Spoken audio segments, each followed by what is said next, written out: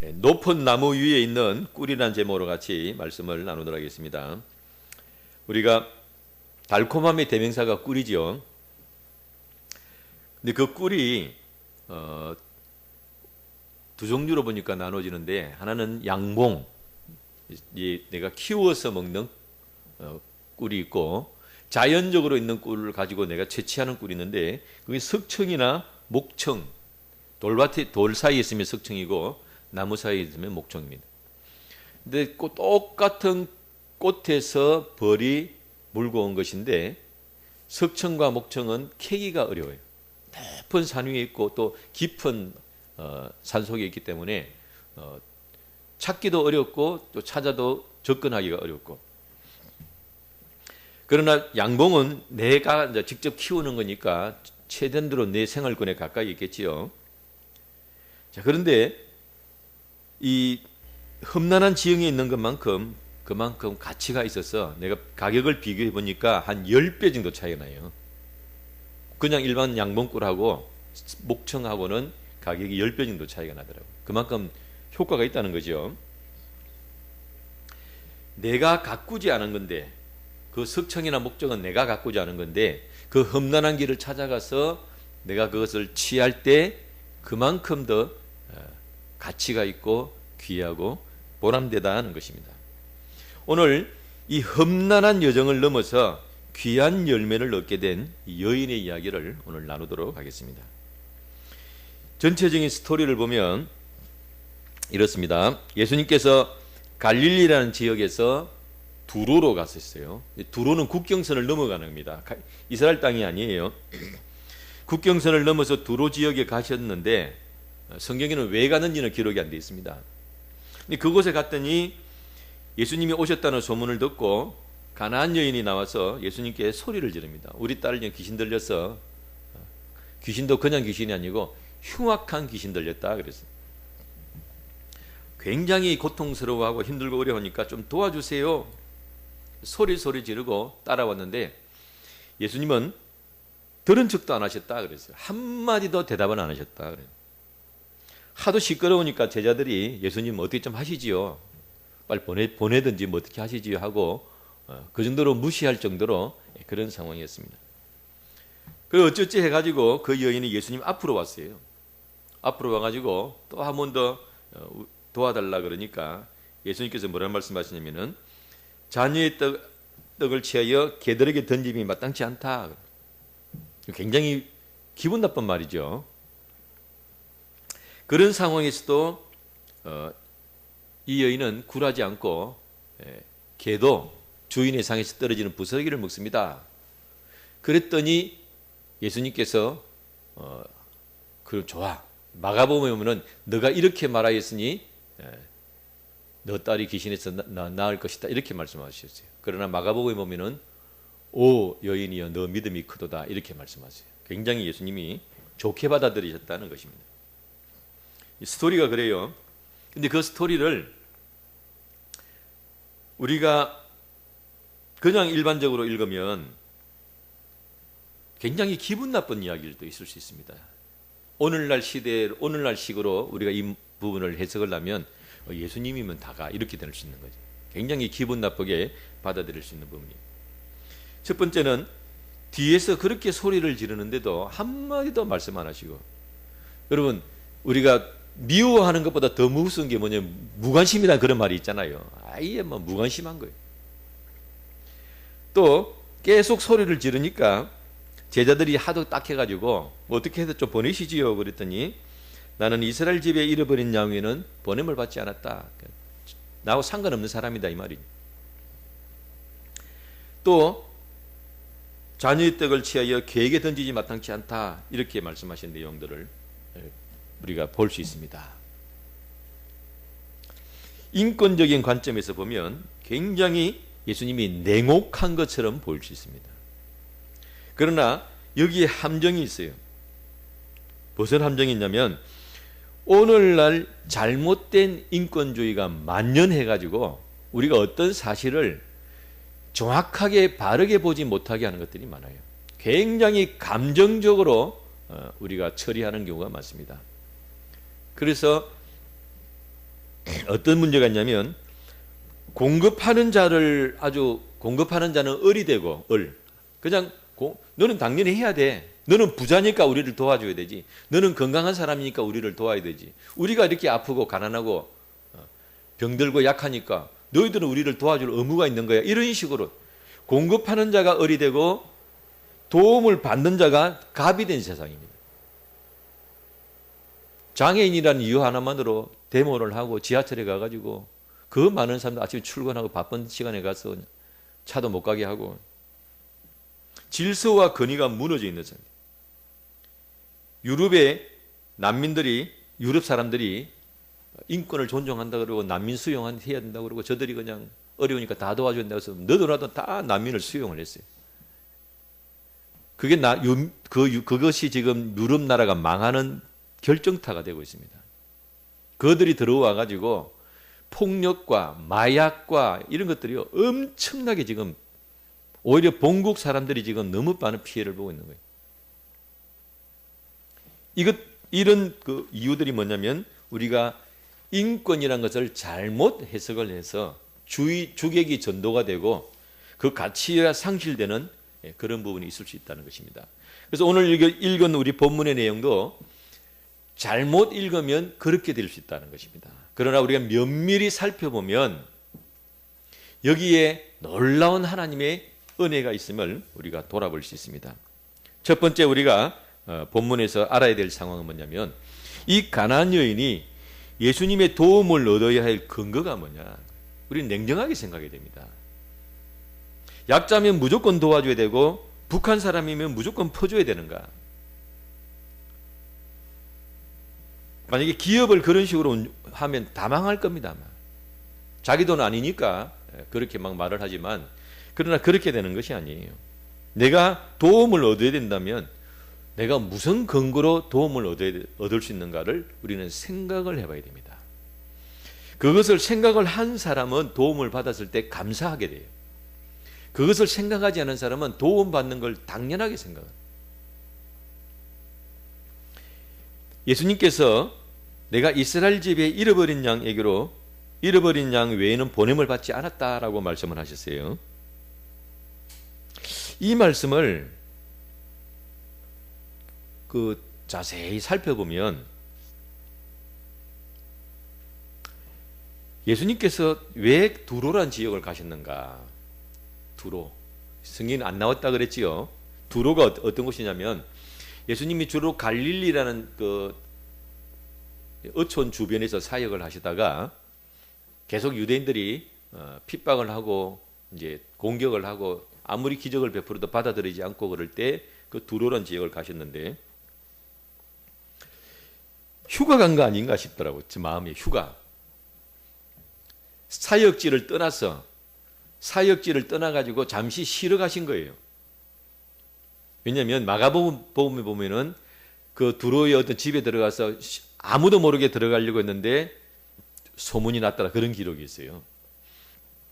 자, 그러면 예수님이 지금 사역지를 떠나서 휴가 중입니다.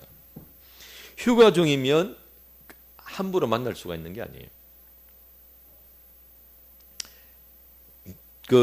우리 포항제철이 만들어질 때 그 일화 중에 어떤 내용이냐면 이제 포항제철을 건설할 자금이 필요하잖아요. 그래서 자금 중에서 미국에서 또 좀 구하니까 미국이 너 어림도 없는 소리다. 뭔 지금 죽도 못 끓여 먹는 나라에서 뭔 철강이냐 그러고는 무시를 해버렸어요. 그래서 이제 더 돈 나올 때는 없고 해서 포기하다가 일본에서 우리가 일본 식민지 때문에 배상받을 일이 있는 그 금액을 좀 이렇게 원래는 우리가 보상으로 받아야 되지만 그걸 산업자금으로 좀 돌리자 이렇게 해서 그 협상을 하고 그 다음에 이제 그런 또 포항제철을 세우는 그런 여러 가지 과정들 기술적인 부분도 있고 그걸 이제 박태준 씨가 왔다 갔다 일본과 우리 나라를 중심으로 왔다 갔다 하면서 그 일을 했단 말이에요. 그 상당히 많은 합의를 이루고 계약서를 쓰고 그리고 이제 합의서를 가지고 왔어요. 왔는데 그때 우리 재경부 장관이 그분이 굉장히 똑똑한 분입니다. 문서를 딱 읽어보더니만 요 문장은 나중에 귀에 걸면 귀 그리고 코에 걸면 코 그리고 딴소리 하면 우리가 피해갈 수가 없다. 요 반드시 확답을 받아가지고 요건 요렇게 해준다라고 다시 받아온다라고 했어요. 박태준 그분이 군인이잖아요. 명령에 살고 명령에 죽잖아요. 우리 같으면 내가 지금 얼마나 고생해가지고 이리 받아왔는데 이거 뭐 됐지요 하고 막 우겼을 텐데 막 진짜 말도 안 되는 소리 같은데도 다시 가는 거예요. 다 해가지고 왔는데 다시 가는 거예요. 근데 문제는 딱 갔는데 그 담당 회장이 휴가 중이에요. 휴가 중이면 못 만납니다. 미국 대통령도 휴가가 있잖아요. 이거 못 만나요. 그 개인이 쉬는 시간인데 개인 프라이버시가 있는 시간이기 때문에 못 만납니다. 근데 그 답장은 받아가야 되고 휴가는 중이고 그래가지고 그 회장을 아는 지인 건너가지고 부탁하니까 전부 다 안 된다 그러지. 근데 이제 하도 우리 딱한 사정을 이야기하니까 그래서 일본이라는 나라가 굉장히 합리적인 나라구나. 우리는 막 감정 때문에 무슨 일본 사람들 그러면 아주 야만인 것처럼 이렇게 이야기하지만요. 굉장히 합리적인 사람들이. 그래서 우리가 지금 이런 상황이고 이런 일 때문에 좀 죄송했으면 만나겠으면 좋겠습니다 했더니만은 그 휴가가 있는 분이 만나준 거예요. 그래서 글자를 고쳐가지고 그 일을 진행시켜준 그런 스토리가 나옵니다. 휴가를 가 있는데 만나는 것은 쉽지가 않은 거예요. 예수님께서 지금 이스라엘 집에 잃어버린 양 외에는 내가 보냄을 받지 않았다. 그러고는 이스라엘 집을 떠나가지고 두로에 와서 좀 쉬고 계신데 온 거예요. 그러니까 보통 우리는 어떻게 생각하냐면 내가 지금 절박하다는 그것으로 모든 걸 다 해석하려고 그래요. 내가 지금 절박하다. 내가 지금 죽을 판인데 뭐 법이 뭔 필요 있냐 이 말이에요. 내가 지금 이렇게 죽을 판인데 하고 막 나를 중심으로 세상을 들었다 놨다. 이게 지금 우리 대한민국이 만연합니다. 만연한 사고방식이에요. 그 사람이 약자면 모든 걸 다 해도 되고 그 사람이 무슨 절박한 상황이면 모든 걸 다 해도 되고 이런 식으로 돼 있어요. 그 뉴스에서 어떤 사람이 도둑질을 했어요. 그걸 알고 보니까 애기 엄마라 젖을 먹여야 되는데 애를 젖을 못 먹이니까 분유를 훔쳤다. 동정표가 막 쏟아지지요. 우리가 마음적으로 동정은 가지만 그러나 그것이 그렇다고 해서 그걸 감정적으로 다 듣고 넘어갈 문제는 우리가 아니라는 거예요. 물론 제가 자세한 상황은 모르지만 그 좋은 마음은 좋은데 그러지 않을 문제들도 그런 식으로 감정적으로 우리가 해결하는 경우가 너무 많이 있다는 거예요. 나의 절박함도 있지만 그 상대방의 입장도 있다는 걸 우리는 반드시 생각을 해야 됩니다. 근데 우리는 많은 경우에 상대방의 입장은 무시하고 내 절박함만 가지고 모든 걸 그냥 밀어붙이는 식으로 지금 가고 있다는 사실을 우리가 돌아볼 수 있습니다. 자, 그 다음에 예수님께서 자녀의 떡을 취하여 개들에게 던짐이 마땅치 않다 이렇게 말씀하시는데요. 이것도 아주 기분 나쁘게 받을 일이 아닌 거예요. 왜냐하면 지금 이 가나안 여인이 하나님 앞에 한 게 뭐가 있습니까? 아무것도 없잖아요. 자기는 아무것도 한 게 없으면서 뭘 받으려고 하는 것, 그건 자체는 안 되는 거죠. 그거는 그 사람을 무시하는 것이 아니고 원칙이 그렇다는 거예요. 유대인들이 지금 예수님이 오실 때까지 얼마나 많은 수고와 고통과 어려움과 역경을 겪었는데 그 역사라는 것이 있는데 아브라함이 하나님의 부름을 받았을 때 갈 바를 알지 못하여 갔다 그랬어요. 그 마음에 무거운 짐을 지고 가나안 땅에 들어갔다고. 그리고 자녀를 준다고 약속을 했는데 100세가 될 때까지 자녀가 없어가지고 자기 부인 뺏겼다가 뭐 그런 마음고생 다 하고 얻은 것이 이삭입니다. 그런 여러 가지 조상들의 아픔과 나라가 망하고 이리 맞고 저리 맞고 그래서 유대인들이 지금까지 온 그 엄청난 시간과 역사가 있는데 하나님과 함께한. 근데 그거 하루쯤에 싹 무시하고 그냥 단순히 아프다는 이유 하나만으로 약하다는 이유 하나만으로 낼름 그 어떤 하나님의 사랑을 받는다? 그건 아니라는 거죠. 그래서 유대인에 수고했고 그들에게 더 각별한 하나님의 사랑이 있음을 인정을 해야 됩니다. 여기서 우리는 평등이라는 함정을 조심해야 돼요. 평등. 막 평등을 강조하는 거예요. 근데 그 평등 이전에 구분을 해야 돼요. 구분. 이 사람이 얼마나 많은 수고를 했고 얼마나 많은 노력을 했는지 거기에 대한 인정을 하는 거지. 평등이라는 것은 그 사람의 가치에 대한 것이지 사람이라는 존귀함에 대한 가치인 거지. 그런 거는 다 무시하고 그냥 뭐 회사에서 취직할 때도 뭐 블라인드 취직 아주 그냥 문재인 때 그냥 엉망을 만들어 놔가지고요. 그 블라인드 취직 이런 거 만든 목적 중에 하나가 뭐냐면 중국인들이 막 들어왔어요. 화교들이 막 들어오고 지금 우리나라 중국인들, 화교들 이런 사람들이요 엄청나게 지금 좋은 자리에 많이 들어와 있다고. 누군지 이거 구분이 안 되니까. 이 사람이 얼마나 많은 수고를 했고 이 사람이 이만큼 상을 받기까지 얼마나 많은 것들을 했는지 그런 거는 생각하지 않고 그냥 무조건 다 니도 나도 똑같다고 이렇게.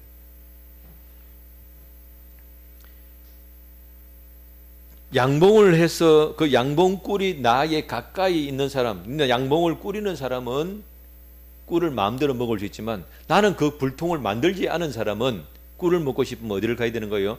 깊은 산속에 올라가야 되고 산속에 올라가서 거기 있는 나무 위에 있는 꿀을 찾으러 올라가야 되는 거예요. 입장이 서로 다른 건데 그 벌을 열심히 키운 사람 그 사람 입장은 무시하고 그거는 막 그냥 비판하고 왜 나는 이런 깊은 산에서 꿀을 캐야 되느냐 이런 식으로 생각하면 안 된다는 거예요. 각자 주어진 상황이 다르고 입장이 다르고 어떤 사람은 부모 잘 만나서 좋은 환경에서 좋은 교육 받으면서 잘 나가고 있다. 그럼 그것도 인정을 해야 되는 거예요. 나는 나쁜 환경에서 나쁜 환경을 물려받았다. 그러면 그것도 인정을 해야 되는 거예요. 각자 입장이 다르고 상황이 다르다는 것 인식을 갖는 건 굉장히 중요합니다. 근데 그거는 그런 건 다 생각하지 않고 무조건 좋은 환경에서 좋은 부모 밑에서 태어난 사람 무조건 다 욕을 하고 나쁜 환경에서 살은 사람은 모든 걸 다 비판할 자격이 있고 그렇게 단순하게 생각할 것은 아니다 하는 것입니다. 자, 이렇게 열악한 환경, 아무것도 없는 자, 이런 상황 속에서 이 가난한 여인이 있은 거예요. 이런 상황 속에서 자, 여기서 이제 이 여인은 야, 내가 저 나무 위에 올라가야 되는구나. 내가 저 산 위에 저 깊은 돌 속으로 내가 들어가야 되는구나. 이걸 마음에 각오를 한 거예요. 예수님이 오셨다는 이야기를 듣고 제일 먼저 이 여인이 뭐라고 외쳤느냐. 22절 가나안 여인 하나가 그 지경에서 나와 소리질러 이르되 주 다윗의 자손이여 나를 불쌍히 여기소서 이렇게 했어요. 주 다윗의 자손이여 나를 불쌍히 여기소서. 이 문장을 하나 딱 끊으면 이건 문장의 표현이 무슨 표현이냐면 유대인들의 표현이에요. 근데 마가복음에 보면 이 여인은 어떤 여인이냐면 헬라 여자라 그랬다. 그 우리가 그 영어 공부할 때 콩글리시란 말을 쓰는 게 있어요. 콩글리시. 그게 뭐냐면 미국 사람들은 그런 표현을 안 하는데 한국 사람이 영어를 우리식으로 문장을 만들어 가지고 쓰는 거예요. 그 우리는 말이 좀 되는 것 같은데 본토인이 들으면 영 말이 어색한 것. 그러니까 주 다윗의 자손이여 나를 불쌍히 여기소서 이 표현은 헬라인들이 쓰는 문장이 아니다 이 말이에요. 딱 유대인들이 쓰는 문장을 이 여인이 쓰고 있는 거예요. 그 뭐지 들었기 때문에 알고 있는 거죠. 알고 이 문장의 용법을 알고 이게 어떻게 현실에서 이루어지는지를 알고 있는 여인이에요. 다른 말로 하면은 믿음이 있는 여인이다 이 말이에요. 누구에 대한? 예수님에 대한. 예수님이 어떤 분이라는 걸 아는 거예요. 주라는 것을 알고 다윗의 자손, 이 메시아라는 사실을 안다 이 말이에요. 이 일이 왜 가능하냐면 마가복음에 보면 누가복음에 보면 예수님께서 갈릴리에서 복음을 전가하실 때 유대에서도 오고 예루살렘에서도 오고 많은 원건각지에서 와서 예수님 말씀을 들었는데 그 중에는 두로와 시돈에서도 왔다고 이런 표현이 있어요. 거기가 가깝거든. 거기가 국경 마을이 되다 보니까 갈릴리에서 예루살렘보다요 두로와 시돈이 더 가까워요. 그러니까 갈급한 사람들, 어떤 생활에 문제가 있는 어려운 사람들, 해결이 안 되는 사람들이 그 소문을 듣고 많이 왔어요. 그러니까 이 가나안 여인은 어쩌면 직접 와서 예수님 말씀을 들었을 수도 있고 몇 번 예수님의 설교를 듣는 거예요. 들었을 수도 있고 또는 소문으로 들었을 수도 있고 뭐 어떻게 했든 간에 분명한 사실은 이 여인은 예수님이 하나님의 아들이라는 사실까지는 몰라도 하나님이 보내신 메시아라는 사실까지는 아는 거예요.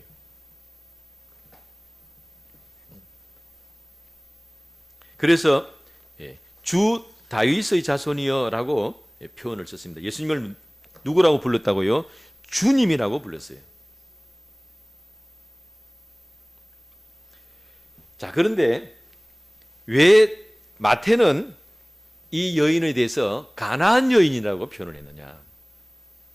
이 마태복음보다 먼저 기록되어 있는 것이 마가복음입니다. 원래 마가복음이 먼저 나오고 마태는 이 마가복음을 다 읽어보고 난 다음에 다시 마태복음을 기록했단 말이에요.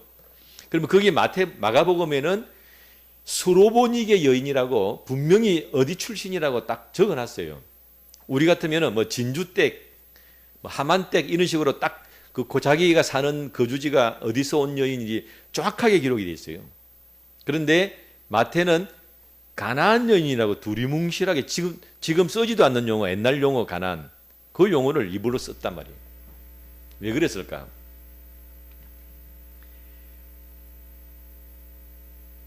그 이제 주석책에 보면은 그 가나안이 이제 옛날 이스라엘이 점령한 사람들이니까 아주 그냥 이방 여인이고 이렇게 적대적인 관계라고 이렇게 이제 설명을 했는데 그것이 그렇게 볼 수도 있지만 어떻게 또 볼 수 있냐면 마치 이 장면은 뭐하고 딱 같이 연관이 되냐면 이스라엘 백성들이 애굽에서 나와가지고 광야를 거쳐서 가나안 땅에 들어갔을 때 제일 첫 번째 관문에 있는 그 여리고의 기생 라합이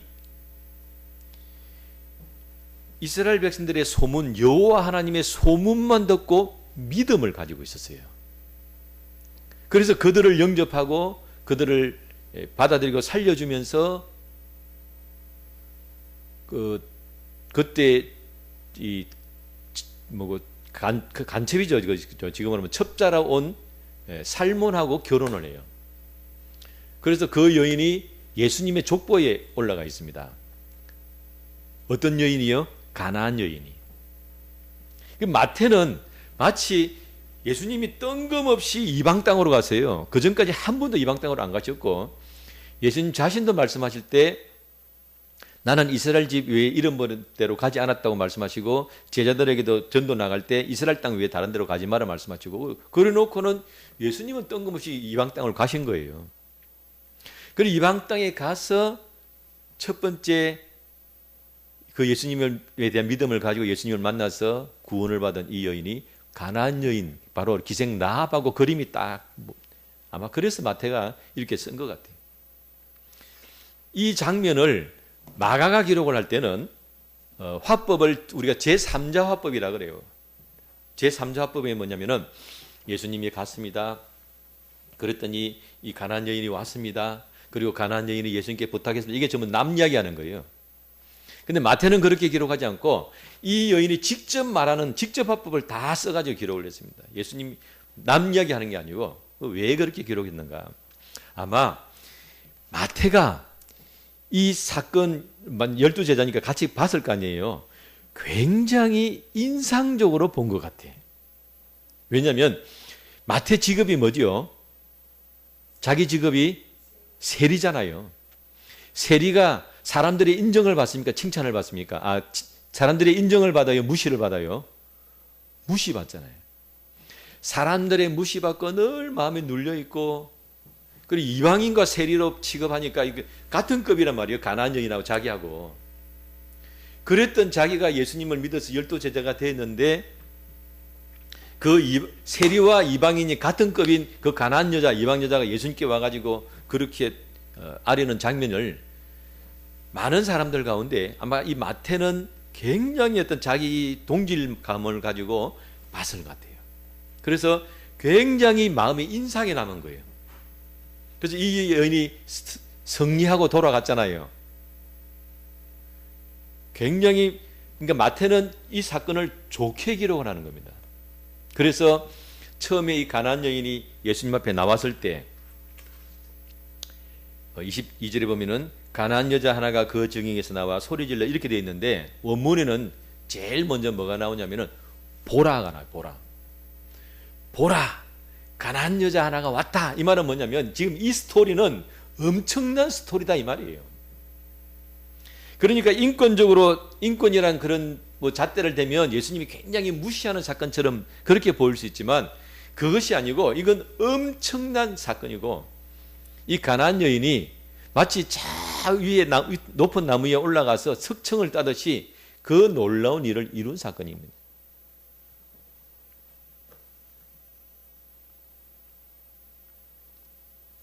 자, 그런데 이제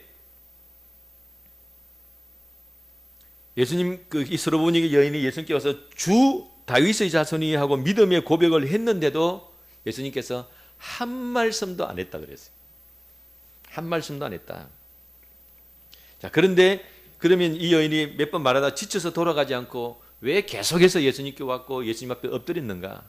왜 그럴까요? 답이 어디밖에 없기 때문에, 답이 예수님밖에 없기 때문에. 돌아갈 데가 없다. 내가 돌아갈 데가 있는 사람 같으면 한두 번 해보다가 안 되면 뭐 돌아가서 에이 뭐 여기 아니면 없나, 저 용하다는 점쟁이도 있고 저 용한 무당도 있고 내가 그럼 가보지. 다 해봤겠지요. 답이 없으니까 예수님의 침묵 앞에서 계속 예수님께로 나오는 거예요. 자, 그래서 이제 뭐 그래도 기적적으로 이제 그동안 뒤에서 소리 질러서 뒤에서 소리 지르다가 이제 드디어 예수님 앞으로 왔어요.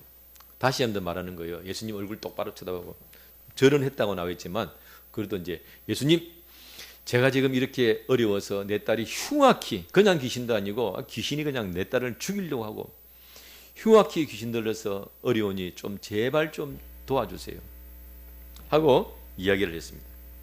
그랬더니 예수님께서 뭐라 말씀하냐면은 자녀의 떡을 취하여 개에게 던짐이 마땅치 않다 그랬어요. 그런데 이 여인은 이 말씀에서 답을 찾았어요. 우리는 생각할 때 굉장히 기분 나쁜 말이니까 밥 먹을 때 개도 안 건다는데 개도 안 건다는데 예수님 너무하신 거 아닙니까? 뭐 그러면 그냥 안 된다 하든지 뭐 이게 뭡니까 지금 이렇게 오히려 막 불끈 화를 내고 우리 그리 많이 하잖아요 사람들이. 그죠? 왜냐하면 사람이 내가 아쉬운 소리 할 때는 간이고 쓸개고 다 빼놓고 내 마음도 열고 다 그렇게 말하기 때문에 그게 거부가 될 때는 상처를 받습니다. 그러니까 상처를 받으니까 불끈하는 거예요. 발끈하고. 그런데 그렇게 이 여인은 그렇게 받아들인 것이 아니고 예수님의 말씀에서 답을 찾았어요. 왜냐하면 우리말은 다 개라고 나오지만 예수님이 말씀하신 개는 그 성경에서 구약 성경에서 말하는 개와 이방인과 이방인 취급하라는 그 개가 아니에요. 보통 아주 개같이 여겨할 때 그 개는 떠돌이개. 우리도 지금 이렇게 떠돌이개가 있지만 이때도 떠돌이개가 있어요. 그래서 그 떠돌이개는 시체 뜯어먹고 뭐 똥 먹고 또 뭐 어디 사람도 물고 이런 개들, 완전히 정말 피해를 주는 개고, 예수님이 말씀하신 개는 용어가 다르다, 단어가 다르다 이 말이에요. 집에서 기르는 개를 말하는 거예요. 집에서 기르는 개. 우리 같으면은 애완견인 거죠. 그렇게 집에서 기르는 개라는 단어를 주님이 쓰셨어요. 개라고 말했지만 어디 있는 개예요? 집 안에 있는 개입니다. 그래서 이 여인이 그 예수님 말씀에서 답을 찾고 거기서 물러나지 않고 한 걸음 더 적극적으로 나갔습니다. 우리가 내가 어떤 역경에 닥치고 어려움에 닥쳤을 때 이 부정적인 감정에 휘말리면 답을 못 찾습니다. 그 속담에 그런 말이 있죠. 속담에 떠오르는 속담이 있습니까? 여기에 적당한 속담. 호랑이한테 물려가도 뭐 하면요? 정신을 차리면 안 죽죠. 호랑이한테 물려가도 정신을 차리면 살 길을 찾아서 나온다는 거예요. 그러니까 호랑이한테 물려갔다는 것 때문에 두려워하고 염려하고 근심하고 그러면 못 찾는데, 내가 호랑이한테 물려갔는데도 끝까지 정신을 차리고 마음을 어떤 부정적인 생각을 하지 않고 극복을 해나가면 살 길이 보인다는 거예요. 그러니까 이 여인도 예수님의 답변을, 야 이제 내가 앞에 왔으니까 예수님이 그래 네가 그렇게 어려웠냐, 네가 그렇게 힘들었냐, 내가 아까 모른 척해서 미안하다. 그리고 위로하고 쓰다듬어 주고 그래 내가 기도해 줄게. 그럴 거라고 생각하고 마음을 열고 왔는데 예수님이 다시 한 대 펀치를 한번 더 날리니까 얼마나 내가 충격을 받고 놀래고 예수님이 뭐 소문만 잔다더면은 이 하나님이 이러면 됩니까? 뭐 이런 식으로 많이 나갔다면 답이 없는 거지요. 예상하지 못한 예수님의 답변이 왔을 때도 그 여인은 그 정신을 놓지 않고 예수님의 말씀에서 답을 찾고 뭐라고 말씀했다고요? 개들도 주인의 상에서 떨어지는 부스러기를 먹습니다. 실제로 우리 그렇잖아요. 지금 뭐 우리가 뭐 먹을 게 많으니까 밥 먹다가 개한테 던져주기도 하지만 옛날에는 먹을 것이 귀하잖아요. 그 어느 부모가 내 자식 먹이기도 바쁜데 그 내 자식 먹일 음식 가지고 개한테 주는 자식이 어디 있습니까? 당연한 거지요, 그건. 그러니까 예수님은 당연한 말씀을 하신 거예요. 그런데 그 여인은 그 모든 상황을 다 인정을 하는, 주님의 입장, 유대인들의 입장, 나는 이방인의 입장 다 인정을 하면서 답을 찾아낸 거예요. 뭡니까? 먹다가 흘린 것도 있는데 그거는 그거 개가 먹는다고 그것까지 주인들이 뭐라 하진 않는데 혹시 뭐 먹다가 흘린 것도 괜찮으니까. 자, 여기서 예수님은 뭘 보기를 원하시느냐? 자, 이 가나안 여인이 처음에 내가 예수님의 도움을 받는 근거로 뭐냐면 예수님을 뭐라고 고백을 했어요? 주 다윗의 자손이여라고 고백을 했어요. 예수님을 주라고. 근데 예수님이 자녀의 떡을 취하여 괴들에게 던짐이 마땅치 않다 그랬어요. 그러면 이 여인이 그래 기분 나쁘게 말이야 밥그릇 차고 그럽니까? 가버리면 주로 인정하는 거예요, 안 하는 거예요? 안 하는 거지. 네가 한 말대로 네가 지금 그렇게 믿고 있느냐를 주님이 보시는 거예요. 우리가 사람들이 얼마나 앞에 말 다르고 뒤에 말 다르고 변소 갈 때만 다르고 나올 때만 다르고 맨날 텔레비전 보는 거 그거 아니에요? 오늘은 이 말하고 내일 저 말하고. 네가 정말로 나를 주라고 고백을 했느냐? 어떤 상황에서도 네가 나를 주로 인정을 하느냐? 그걸 주님이 보시길 원하시는 거예요.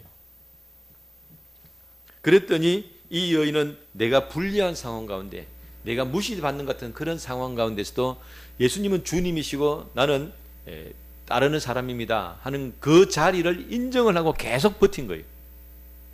주님을 주인으로 계속 인정을 하고 버텼더니 문이 열린 겁니다.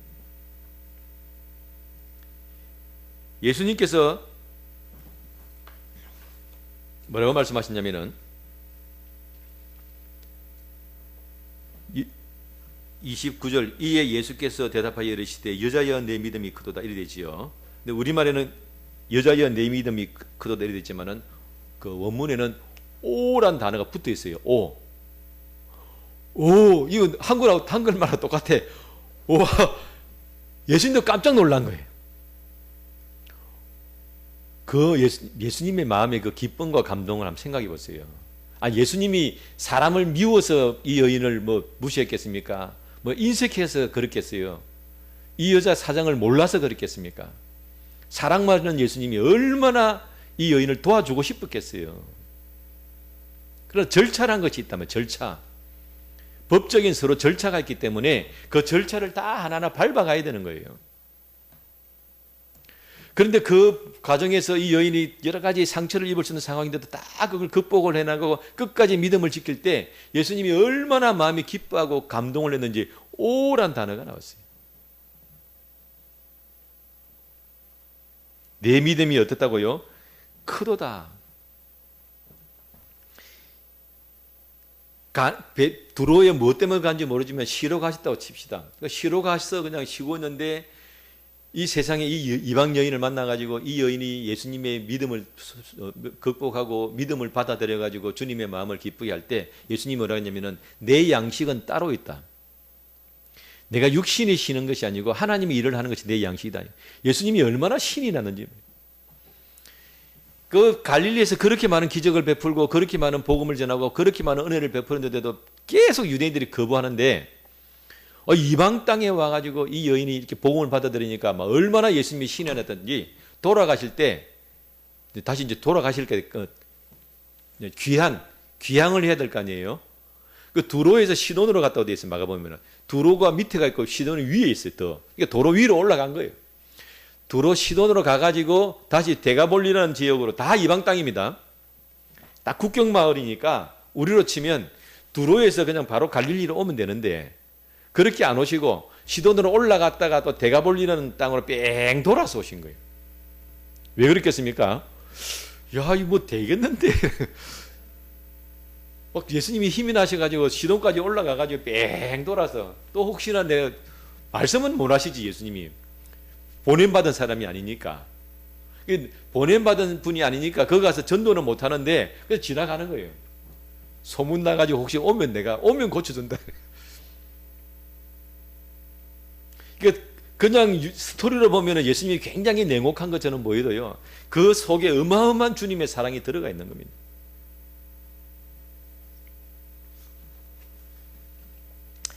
큰 그림에서 보면 제가 아까 큰 그림을 이야기했지요. 방금도 큰 그림에서 보면 예수님께서 두로를 왜 가셨느냐? 직선거리로 한 50km 돼요. 50km. 50km 되면 여기서 걸어가면 경주보다 조금 가깝습니다. 그렇기 때문에 하루 만에 걸기는 조금 무리가 있어요. 우리가 보통 사람이 걷는 게 시속 4km라 그래요. 4km 그러면은 하루 8시간 걸으면 4, 8이 32. 하루에 걸을 수 있는 거리가 한 30km 정도. 그것도 혼자 걷는 게 아니시고 제대로 이야기하면서 걸어야 되니까 거의 이틀은 가야 되는 거리고 갈릴리에서 두로로 그냥 바로 가려면 약간 능선을 넘어가야 됩니다. 오르막을 넘어가야 돼요. 힘들어요. 오르막 넘는 거 만만하지 않습니다. 그래서 사람들이 웬만하면 먼 길이라도 돌아가는 거예요. 그러니까 그 힘든 험난한 길을 넘어서 두로까지 왜 가셨느냐 예수님께서. 말씀은 나는 이스라엘 잃어버린 양 외에는 이스라엘 집이 잃어버린 양 외에는 본을 받지 않았다. 말씀은 그렇게 해놓고 왜 두로 지방 왜 가셨느냐. 가나안 여인의 입장에서 보면요, 예수님이 나를 위해서 오신 거예요. 가나안 여인이 예수님께로 가야 되는데 여러 가지 사정으로 못 가고 있는 거예요. 그러니까 예수님이 오신 거예요. 물론 예수님이 그 여인 때문에 갔다고 우리가 확정할 수는 없지만 가나안 여인의 입장에서 볼 때는 예수님이 오신 거예요. 마침 그 시간에 오셔서 그 내 문제를 풀어주신 얼마나 놀라운 하나님의 섭리와 사랑인가 하는 것을 우리가 돌아볼 수 있습니다. 그러니까 우리가 살다가 지금 내 눈앞에 조금 어려움이 있고 조금 역경이 있고 조금 낙담이 있다고 해서 좌절하지 말고 입으로 불평을 쏟지 말고 원망하지 말라는 거예요.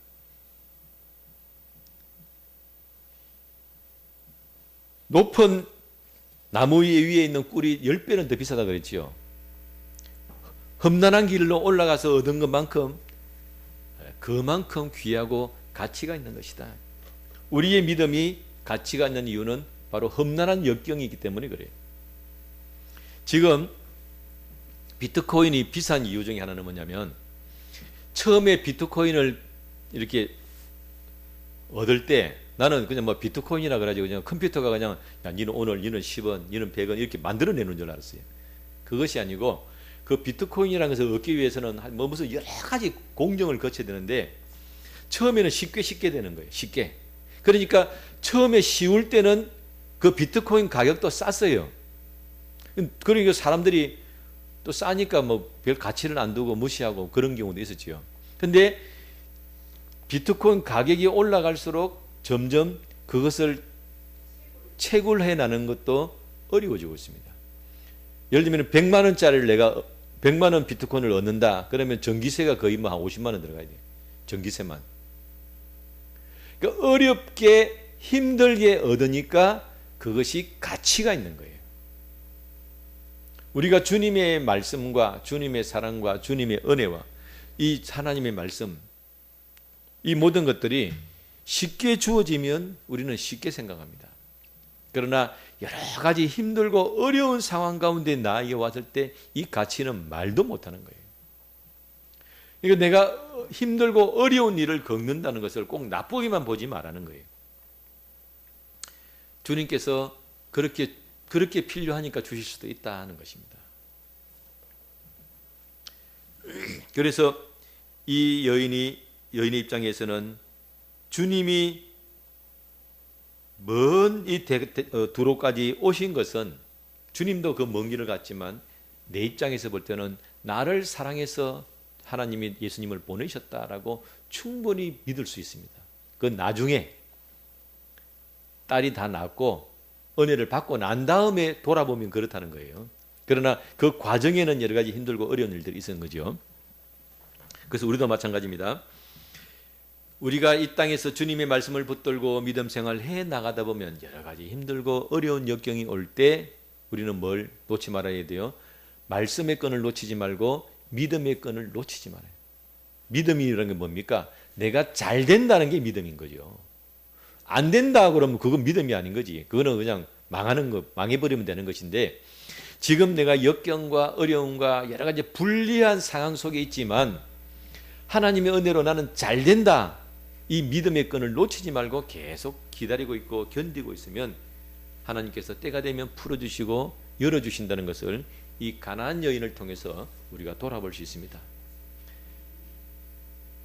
그래서 여러분도 높은 나무 위에 있는 그 귀한 꿀을 얻어서 더 가치 있는 것을 얻는 복된 귀한 삶이 되시기를 주님의 이름으로 축원합니다. 기도하겠습니다.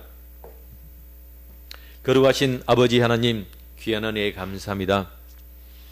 가나안 여인이 어려움과 역경 가운데 있었고 또 막상 주님의 입에서 나올 수 있는 말씀이 감당하기 어려운 부분도 있었지만 거기에 좌절하지 않고 주눅들지 않고 부정적으로 생각하지 않고 그것을 끝까지 수용하고 믿음으로 잘 받아들여서 그 위기를 넘겼을 때 귀한 것을 얻은 것을 돌아봅니다.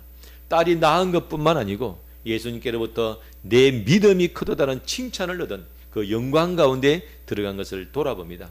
아버지, 우리가 편안하면 편안한 대로, 어려우면 어려운 대로 다 주님께서 우리에게 주실 길이 있고 상이 있는 줄 믿사오니 각자의 주어진 상황 가운데 그것을 현실을 받아들이고 인정하며 내게 주어진 길을 열심히 나아가기를 기도합니다.